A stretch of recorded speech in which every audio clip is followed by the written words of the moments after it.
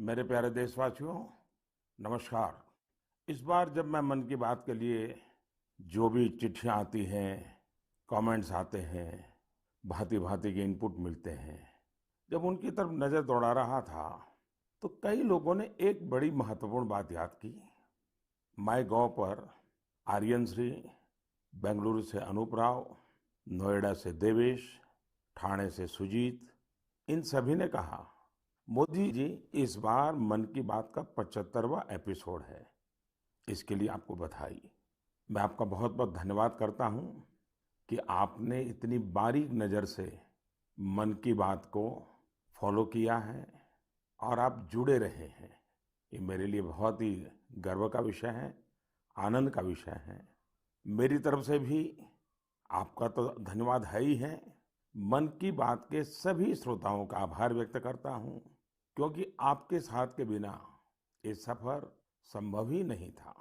ऐसा लगता है मानो ये कल की ही बात हो, जब हम सभी ने एक साथ मिलकर ये वैचारिक यात्रा शुरू की थी।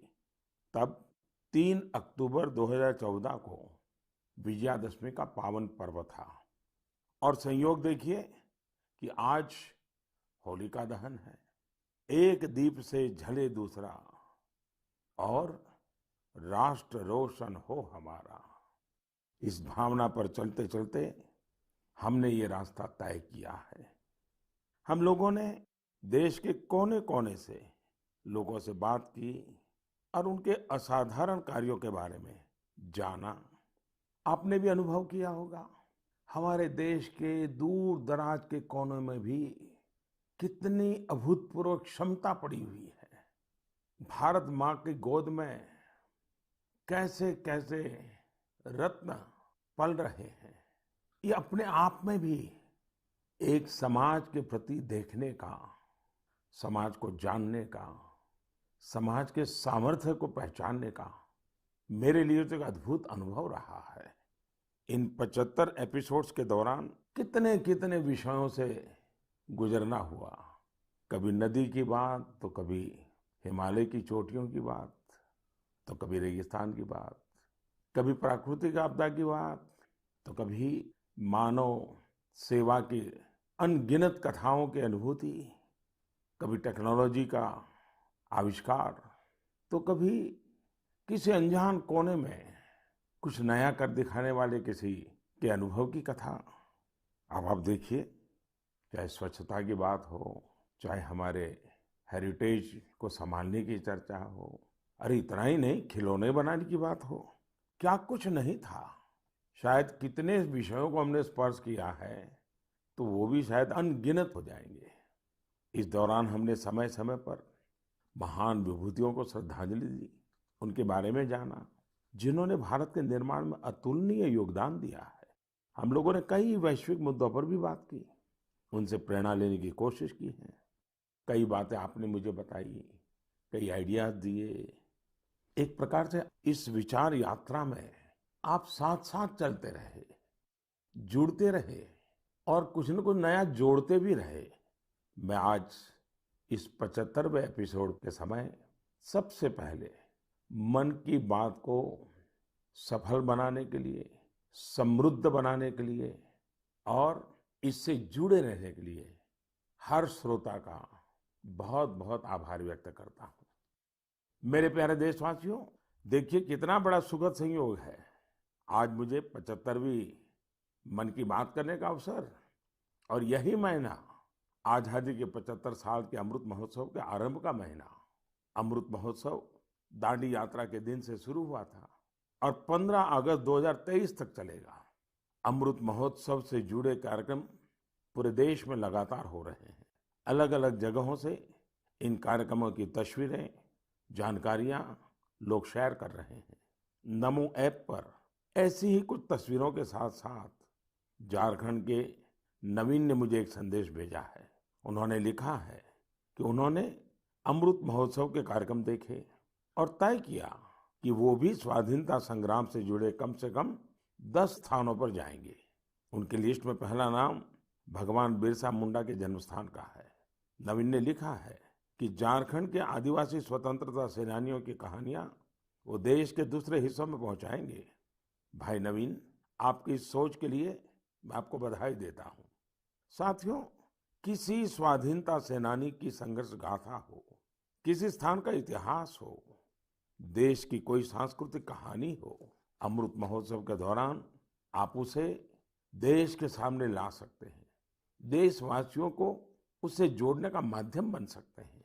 आप देखिएगा, देखते ही देखते अमृत महोत्सव ऐसे कितने ही प्रेरणादायी अमृत बिंदुओं से भर जाएगा और फिर ऐसी अमृत धारा बहेगी जो हमें भारत की आजादी के 100 वर्ष तक प्रेरणा देगी, देश को नई ऊंचाई पर ले जाएगी, कुछ न कुछ करने का जज्बा पैदा करेगी। आजादी की लड़ाई में हमारे सेनानियों ने कितने ही कष्ट इसलिए सहे क्योंकि वो देश के लिए त्याग और बलिदान को अपना कर्तव्य समझते थे।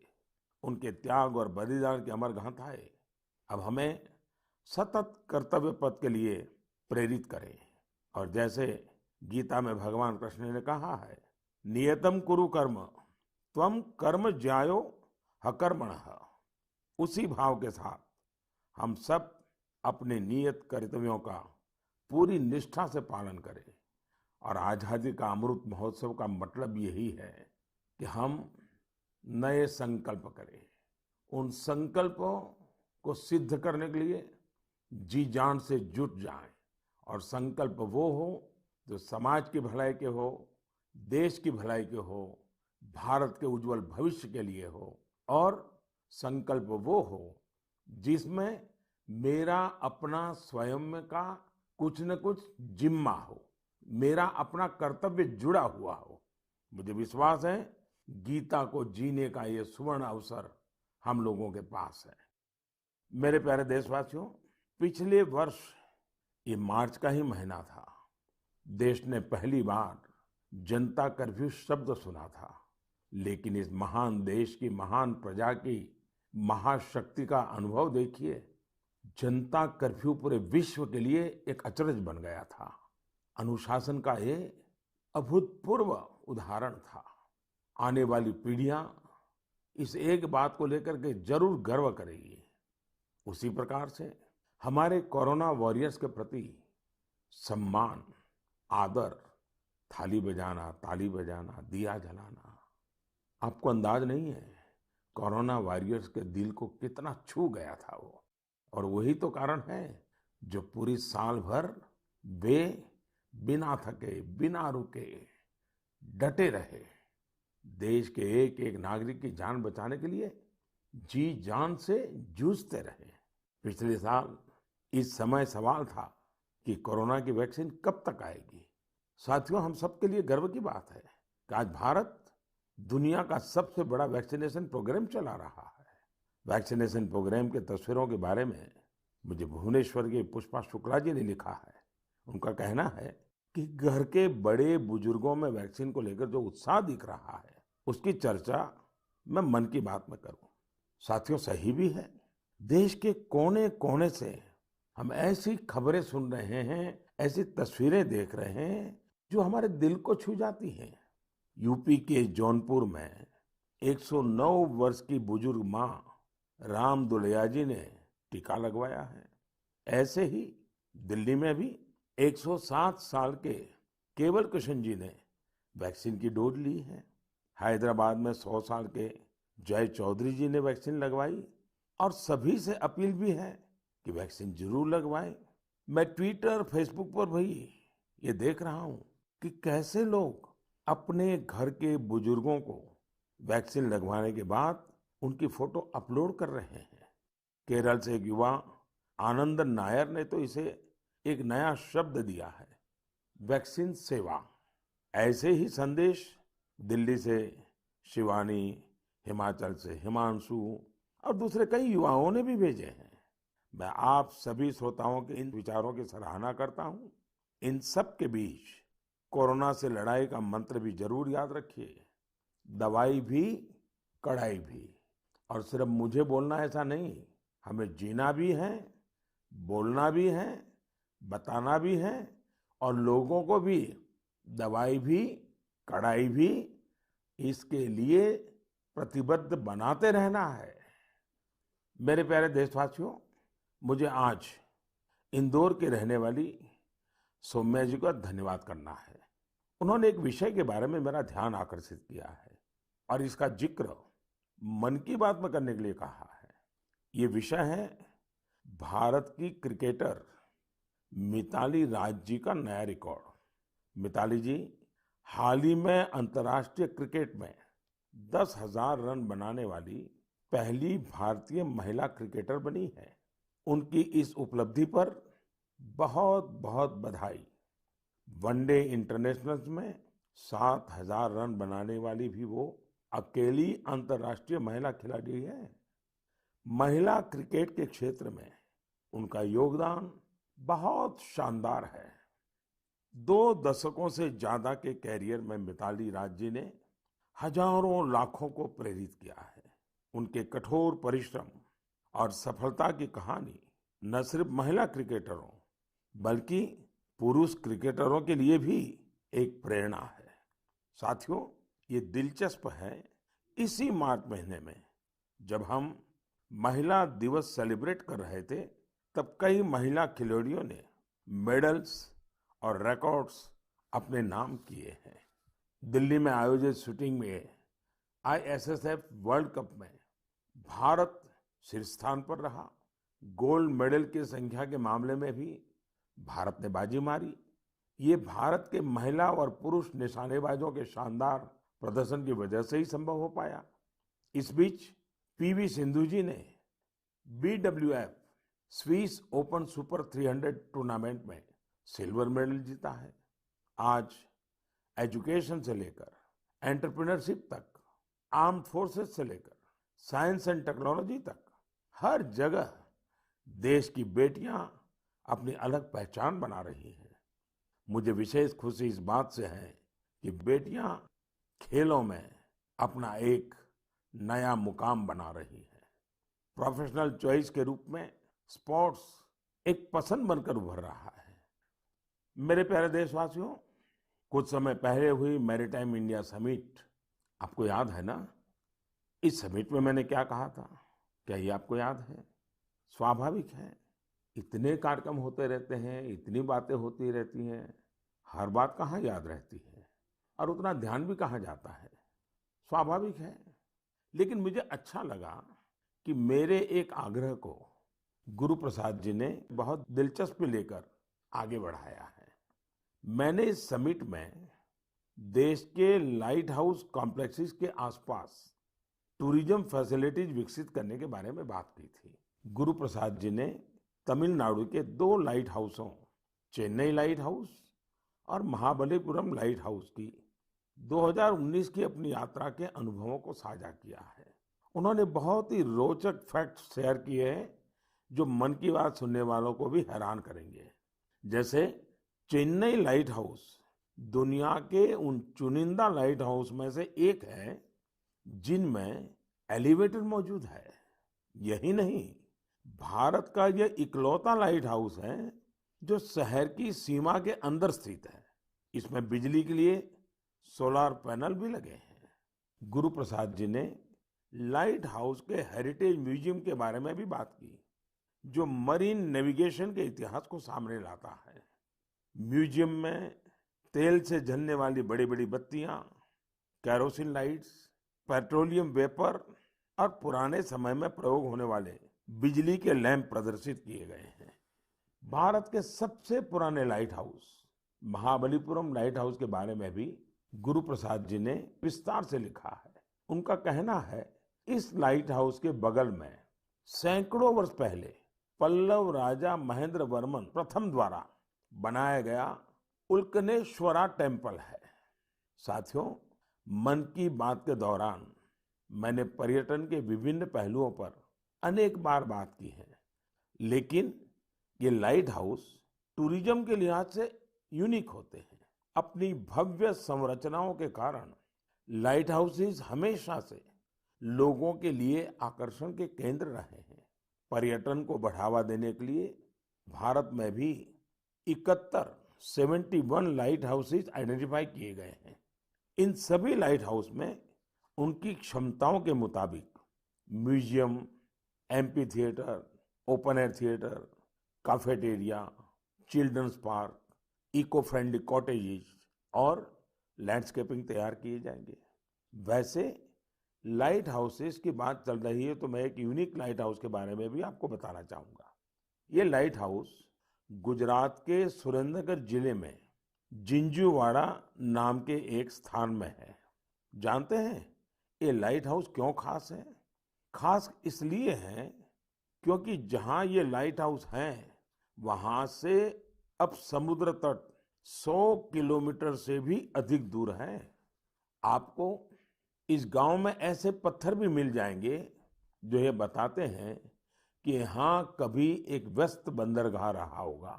यानी इसका मतलब ये है कि पहले कोस्टलाइन जिंजूवाड़ा तक थी। समंदर का घटना बढ़ना, पीछे हो जाना, इतनी दूर चले जाना, ये भी उसका एक स्वरूप है। इसी महीने जापान में आई विकराल सुनामी को 10 वर्ष हो रहे हैं। इस सुनामी में हजारों लोगों की जान चली गई थी। ऐसी एक सुनामी भारत में 2004 में आई थी।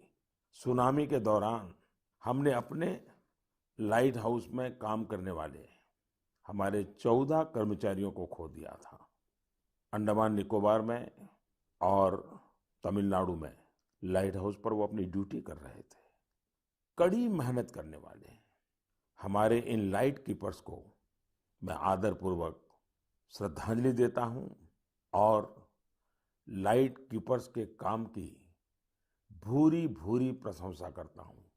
प्रिय देशवासियों, जीवन के हर क्षेत्र में नयापन, आधुनिकता अनिवार्य होती है, वरना वही कभी कभी हमारे लिए बोझ बन जाती है। भारत के कृषि जगत में आधुनिकता ये समय की मांग है। बहुत देर हो चुकी है, हम बहुत समय गंवा चुके हैं। एग्रीकल्चर सेक्टर में रोजगार के नए अवसर पैदा करने के लिए, किसानों की आय बढ़ाने के लिए परंपरागत कृषि के साथ ही नए विकल्पों को, नए नए इनोवेशंस को अपनाना भी उतना ही जरूरी है। व्हाइट रिवॉल्यूशन के दौरान देश ने इससे अनुभव किया है। अब बी फार्मिंग भी ऐसा ही एक विकल्प बनकर के उभर रहा है। बी फार्मिंग देश में शहद क्रांति या स्वीट रिवॉल्यूशन का आधार बना रही है। बड़ी संख्या में किसान इससे जुड़ रहे हैं, इनोवेशन कर रहे हैं। जैसे कि पश्चिम बंगाल के दार्जिलिंग में एक गांव है गुरदुम। पहाड़ों की इतनी ऊंचाई, भौगोलिक दिक्कतें, लेकिन यहाँ के लोगों ने हनी बी फार्मिंग का काम शुरू किया और आज इस जगह पर बने शहद की, मधु की अच्छी मांग हो रही है। इससे किसानों की आमदनी भी बढ़ रही है। पश्चिम बंगाल के ही सुंदरबन इलाकों का प्राकृतिक ऑर्गेनिक हनी तो देश दुनिया में पसंद किया जाता है। ऐसा ही एक व्यक्तिगत अनुभव मुझे गुजरात का भी है। गुजरात के बनासकांठा में बस 2016 में एक आयोजन हुआ था। उस कार्यक्रम में मैंने लोगों से कहा कि यहाँ इतनी संभावनाएं हैं, क्यों न बनासकांठा और हमारे यहाँ के किसान स्वीट रिवॉल्यूशन का नया अध्याय लिखे। आपको जानकर खुशी होगी, इतने कम समय में बनासकांठा शहद उत्पादन का प्रमुख केंद्र बन गया है। आज बनासकांठा के किसान हनी से लाखों रुपये सालाना कमा रहे हैं। ऐसा ही एक उदाहरण हरियाणा के यमुनानगर का भी है। यमुनानगर में किसान बी फार्मिंग करके सालाना कई 100 टन शहद पैदा कर रहे हैं, अपनी आय बढ़ा रहे हैं। किसानों की इस मेहनत का परिणाम है कि देश में शहद का उत्पादन लगातार बढ़ रहा है और सालाना करीब 1.25 लाख टन पहुंचा है। इसमें से बड़ी मात्रा में शहद विदेशों में निर्यात भी हो रहा है। साथियों, हनी बी फार्मिंग में केवल शहद से ही आय नहीं होती, बल्कि बी वैक्स भी आय का एक बहुत बड़ा माध्यम है। Pharma industry, food industry, textile और कॉस्मेटिक इंडस्ट्री, हर जगह बी वैक्स की डिमांड है। हमारा देश फिलहाल बी वैक्स का आयात करता है, लेकिन हमारे किसान अब ये स्थिति तेजी से बदल रहे हैं। यानी एक तरह से आत्मनिर्भर भारत अभियान में मदद कर रहे हैं। आज तो पूरी दुनिया आयुर्वेद और नेचुरल हेल्थ प्रोडक्ट्स की ओर देख रही है। ऐसे में हनी की मांग और भी तेजी से बढ़ रही है। मैं चाहता हूं देश के ज्यादा से ज्यादा किसान अपनी खेती के साथ साथ बी फार्मिंग से भी जुड़ें। ये किसानों की आय भी बढ़ाएगा और उनके जीवन में मिठास भी घोलेगा। मेरे प्यारे देशवासियों, अभी कुछ दिन पहले वर्ल्ड स्पैरो डे मनाया गया। स्पैरो यानी गोरैया। कहीं इसे चकली बोलते हैं, कहीं चिमनी बोलते हैं, कहीं घौन चिरिका कहा जाता है। पहले हमारे घरों की दीवारों पर, आसपास के पेड़ों पर गोरैया चहकती रहती थी। लेकिन अब लोग गोरैया को ये कहकर याद करते हैं कि पिछली बार बरसों पहले गोरैया देखा था। आज इसे बचाने के लिए हमें प्रयास करने पड़ रहे हैं। मेरे बनारस के एक साथी इंद्रपाल सिंह बत्रा जी ने ऐसा काम किया है जिसे मैं मन की बात के श्रोताओं को जरूर बताना चाहता हूँ। बत्रा जी ने अपने घर को ही गोरैया का आशियाना बना दिया है। इन्होंने अपने घर में लकड़ी के ऐसे घोंसले बनवाए जिनमें गोरैया आसानी से रह सके। आज बनारस के कई घर इस मुहिम से जुड़ रहे हैं। इससे इन घरों में एक अद्भुत प्राकृतिक वातावरण भी बन गया है। मैं चाहूंगा प्रकृति, पर्यावरण, प्राणी, पक्षी जिनके लिए भी बन सके, कम ज्यादा प्रयास हमें भी करने चाहिए। जैसे एक साथी हैं विजय कुमार काबी जी। विजय जी उड़ीसा के केंद्रपाड़ा के रहने वाले हैं। केंद्रपाड़ा समुद्र के किनारे है, इसलिए इस जिले के कई गांव ऐसे हैं जिन पर समुद्र की ऊंची लहरों और साइक्लोन का खतरा रहता है। इससे कई बार बहुत नुकसान भी होता है। विजय जी ने महसूस किया कि अगर इस प्राकृतिक तबाही को कोई रोक सकता है तो वो प्रकृति ही रोक सकती है। फिर क्या था, विजय जी ने बड़ा कोट गांव से अपना मिशन शुरू किया। उन्होंने 12 साल, साथियों 12 साल मेहनत करके गांव के बाहर समुद्र की तरफ 25 एकड़ का मैंग्रोव जंगल खड़ा कर दिया। आज ये जंगल इस गांव की सुरक्षा कर रहा है। ऐसा ही काम ओडिशा के ही पारादीप जिले में एक इंजीनियर अमरेश सामंती जी ने किया है। अमरेश जी ने छोटे छोटे जंगल लगाए हैं जिनसे आज कई गांवों का बचाव हो रहा है।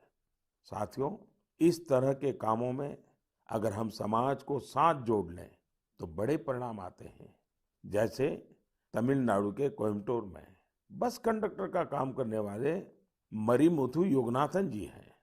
योगनाथन जी अपनी बस के यात्रियों को टिकट देते हैं तो साथ में ही एक पौधा भी मुफ्त देते हैं। इस तरह योगनाथन जी न जाने कितने ही पेड़ लगवा चुके हैं। योगनाथन जी अपने वेतन का काफी हिस्सा इसी काम में खर्च करते आ रहे हैं। अब इसको सुनने के बाद ऐसा कौन नागरिक होगा जो मरिमुथु योगनाथन जी के काम की प्रशंसा न करे। मैं हृदय से उनके इस प्रयासों को बहुत बधाई देता हूं, उनके इस प्रेरक कार्य के लिए। मेरे प्यारे देशवासियों, वेस्ट से वेल्थ यानी कचरे से कंचन बनाने के बारे में हम सब ने देखा भी है, सुना भी है और हम भी औरों को बताते रहते हैं। कुछ उसी प्रकार से वेस्ट को वैल्यू में बदलने का भी काम किया जा रहा है। ऐसा ही एक उदाहरण केरल के कोच्चि के सेंट टेरेसा कॉलेज का है। मुझे याद है कि 2017 में मैं इस कॉलेज के कैंपस में एक बुक रीडिंग पर आधारित कार्यक्रम में शामिल हुआ था। इस कॉलेज के स्टूडेंट्स रीयूजेबल टॉयज बना रहे हैं, वो भी बहुत ही क्रिएटिव तरीके से। ये स्टूडेंट्स पुराने कपड़ों, फेंके गए लकड़ी के टुकड़ों बैग और बॉक्सेस का इस्तेमाल खिलौने बनाने में कर रहे हैं। कोई विद्यार्थी पजल बना रहा है, तो कोई कार और ट्रेन बना रहा है। यहाँ इस बात का विशेष ध्यान दिया जाता है कि खिलौने सेफ होने के साथ साथ चाइल्ड फ्रेंडली भी हो। और इस पूरे प्रयास की एक अच्छी बात ये भी है कि ये खिलौने आंगनवाड़ी बच्चों को खेलने के लिए दिए जाते हैं। आज जब भारत खिलौनों की मैन्युफैक्चरिंग में काफी आगे बढ़ रहा है, तो वेस्ट से वैल्यू के ये अभियान, ये अभिनव प्रयोग बहुत मायना रखते हैं। आंध्र प्रदेश के विजयवाड़ा में एक प्रोफेसर श्रीनिवास पदकांडला जी हैं। वे बहुत ही रोचक कार्य कर रहे हैं। उन्होंने ऑटोमोबाइल मेटल स्क्रैप से स्कल्पचर्स बनाए हैं। उनके द्वारा बनाए गए ये विशाल स्कल्पचर्स सार्वजनिक पार्कों में लगाए गए हैं और लोग उन्हें बहुत उत्साह से देख रहे हैं। इलेक्ट्रॉनिक और ऑटोमोबाइल वेस्ट की रिसाइकलिंग का यह एक अभिनव प्रयोग है। मैं एक बार फिर कोच्चि और विजयवाड़ा के इन प्रयासों की सराहना करता हूं और उम्मीद करता हूं कि और लोग भी ऐसे प्रयासों में आगे आएंगे। मेरे प्यारे देशवासियों, भारत के लोग दुनिया के किसी कोने में जाते हैं तो गर्व से कहते हैं कि वो भारतीय हैं। हम अपने योग, आयुर्वेद, दर्शन, न जाने क्या कुछ नहीं है हमारे पास, जिसके लिए हम गर्व करते हैं, गर्व की बातें करते हैं। साथ ही अपनी स्थानीय भाषा, बोली, पहचान, पहनाव, खान पान, उसका भी गर्व करते हैं। हमें नया तो पाना है और वही तो जीवन होता है, लेकिन साथ साथ पुरातन गंवाना भी नहीं है। हमें बहुत परिश्रम के साथ अपने आसपास मौजूद अथाह सांस्कृतिक धरोहर का संवर्धन करना है, नई पीढ़ी तक पहुंचाना है। यही काम आज असम के रहने वाले सिकारी टिस्सौ बहुत ही लगन के साथ कर रहे हैं। कार्बी आंगलोंग जिले के सिकारी टिस्सौ जी पिछले 20 सालों से कार्बी भाषा का डॉक्यूमेंटेशन कर रहे हैं। किसी जमाने में, किसी युग में कार्बी आदिवासी भाई बहनों की भाषा कार्बी आज मुख्य धारा से गायब हो रही है। श्रीमान सिकारी टिस्सौ जी ने तय किया था कि अपनी इस पहचान को वो बचाएंगे और आज उनके प्रयासों से कार्बी भाषा की काफी जानकारी डॉक्यूमेंटेड हो गई है। उन्हें अपने इन प्रयासों के लिए कई जगह प्रशंसा भी मिली है और अवार्ड भी मिले हैं। मन की बात के द्वारा श्रीमान सिकारी टिस्सौ जी को मैं तो बधाई देता ही हूँ, लेकिन देश के कई कोने में इस प्रकार से कई साधक होंगे जो एक काम लेकर के खपते रहते होंगे। मैं उन सबको भी बधाई देता हूँ। मेरे प्यारे देशवासियों, कोई भी नई शुरुआत यानी न्यू बिगिनिंग हमेशा बहुत खास होती है। न्यू बिगिनिंग का मतलब होता है न्यू पॉसिबिलिटीज, नए प्रयास, और नए प्रयासों का अर्थ है नई ऊर्जा और नया जोश। यही कारण है कि अलग अलग राज्यों और क्षेत्रों में एवं विविधता से भरी हमारी संस्कृति में किसी भी शुरुआत को उत्सव के तौर पर मनाने की परंपरा ही रही है। और ये समय नई शुरुआत और नए उत्सवों के आगमन का है। होली भी तो बसंत को उत्सव के तौर पर ही मनाने की एक परंपरा है।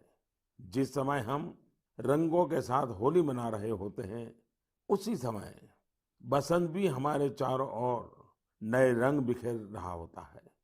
इसी समय फूलों का खिलना शुरू होता है और प्रकृति जीवंत हो उठती है। देश के अलग अलग क्षेत्रों में जल्द ही नया साल भी मनाया जाएगा, चाहे उगादी हो या पुथंडू, गुड़ी पड़वा हो या बिहू, नवरेह हो या पोइला, या फिर बोईशाख हो या बैसाखी। पूरा देश उमंग, उत्साह और नई उम्मीदों के रंग में सराबोर दिखेगा। इसी समय केरल भी खूबसूरत त्योहार विशु मनाता है। इसके बाद जल्द ही चैत्र नवरात्रि का पावन अवसर भी आ जाएगा। चैत्र महीने के 9वें दिन हमारे यहाँ रामनवमी का पर्व होता है। इसे भगवान राम के जन्मोत्सव के साथ ही न्याय और पराक्रम के एक नए युग की शुरुआत के रूप में भी माना जाता है। इस दौरान चारों ओर धूमधाम के साथ ही भक्ति भाव से भरा माहौल होता है, जो लोगों को और करीब लाता है, उन्हें परिवार और समाज से जोड़ता है। आपसी संबंधों को मजबूत करता है। इन त्योहारों के अवसर पर मैं सभी देशवासियों को शुभकामनाएं देता हूं। साथियों, इस दौरान 4 अप्रैल को देश ईस्टर भी मनाएगा। जीसस क्राइस्ट के पुनर्जीवन के उत्सव के रूप में ईस्टर का त्योहार मनाया जाता है। प्रतीकात्मक रूप से कहें तो ईस्टर जीवन की नई शुरुआत से जुड़ा है। ईस्टर उम्मीदों के पुनर्जीवित होने का प्रतीक है। On this holy and auspicious occasion, I greet not only the Christian community in India, but also Christians globally. मेरे प्यारे देशवासियों, आज मन की बात में हमने अमृत महोत्सव और देश के लिए अपने कर्तव्यों की बात की। हमने अन्य पर्वों और त्योहारों को भी चर्चा की है। इसी बीच एक और पर्व आने वाला है जो हमारे संवैधानिक अधिकारों और कर्तव्यों की याद दिलाता है। वो है 14 अप्रैल डॉक्टर बाबा साहब आम्बेडकर की जन्म जयंती। इस बार अमृत महोत्सव में तो ये अवसर और भी खास बन गया है। मुझे विश्वास है बाबा साहब की इस जन्म जयंती को हम जरूर यादगार बनाएंगे, अपने कर्तव्यों का संकल्प लेकर उन्हें श्रद्धांजलि देंगे। इसी विश्वास के साथ आप सभी को पर्व त्योहारों की एक बार फिर शुभकामनाएं। आप सब खुश रहिए, स्वस्थ रहिए और खूब उल्लास मनाइए। इसी कामना के साथ फिर से याद कराता हूं, दवाई भी कड़ाई भी। बहुत बहुत धन्यवाद।